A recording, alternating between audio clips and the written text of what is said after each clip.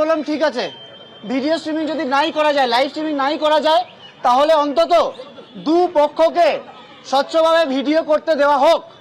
তাতেও ওনারা বললেন যে না, দুপক্ষকে ভিডিও করতে দেওয়া যাবে না, আমরাই ভিডিও করব, এবং সেই যে ভিডিও তোমাদের কবে সুপ্রিম কোর্ট বিচার বলবে বা না বলবে তারপরে দেওয়া হবে।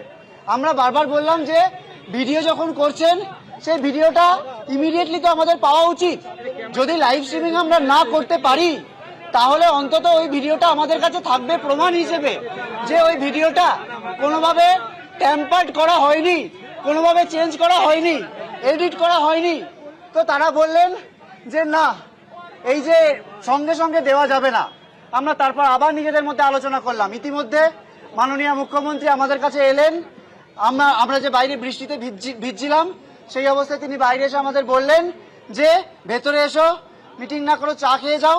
এবং তিনি বললেন যে ভিডিও কিন্তু তোমাদের দেওয়া যাবে না, সুপ্রিম কোর্টের বিচারাধীন বিষয়, ভিডিও আমরা পরে দেব। তো আমরা তারপর আবার এই ঘটনার পর আবার আমরা নিজেদের মধ্যে আলোচনা করলাম যে ঠিক আছে, মুখ্যমন্ত্রী তো আমাদের কাছে অন্তত এলেন, নিজের কাছে এসে একটা জায়গা রাখার চেষ্টা করলেন।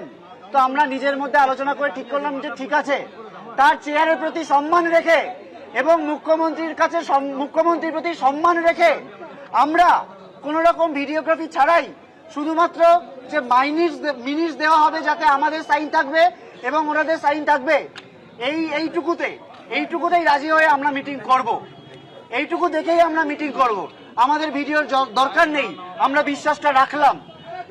আমরা নিজেদের মধ্যে আলোচনা করে ঠিক করলাম যে ঠিক আছে, দরকার নেই।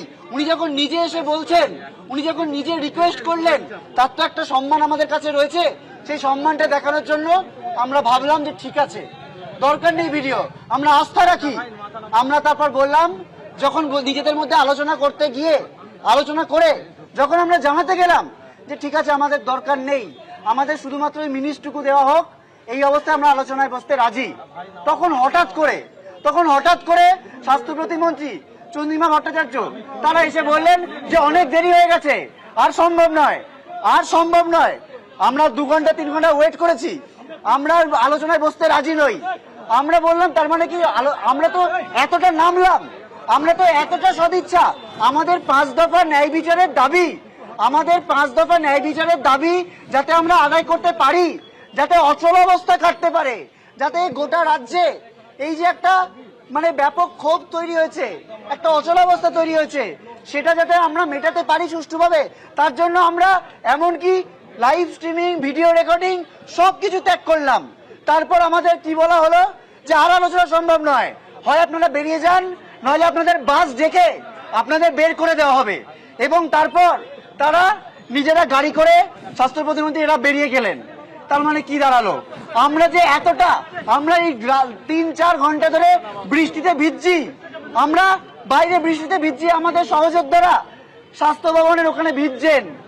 কি বললেন ওনারা যে আমরা 3 ঘন্টা অপেক্ষা করেছি, আমরা 35 দিন অপেক্ষা করেছি, আমরা 35 দিন বিচারহীন অপেক্ষা করছি, আমরা 4 দিন ধরে স্বাস্থ্য ভবনের সামনে বৃষ্টিতে ভিজে অপেক্ষা করছি, এবং আমরা আমাদের সমস্ত রকম শর্ত ছেড়ে দিলাম। তারপরে যখন আজকে বলতে গেলাম, তখন আমাদের মোটামুটি ঘাড় ধাক্কা দেওয়া হলো যে না, আলোচনা আর সম্ভব নয়। তার মানে কি প্রথম থেকেই এটাই উদ্দেশ্য ছিল?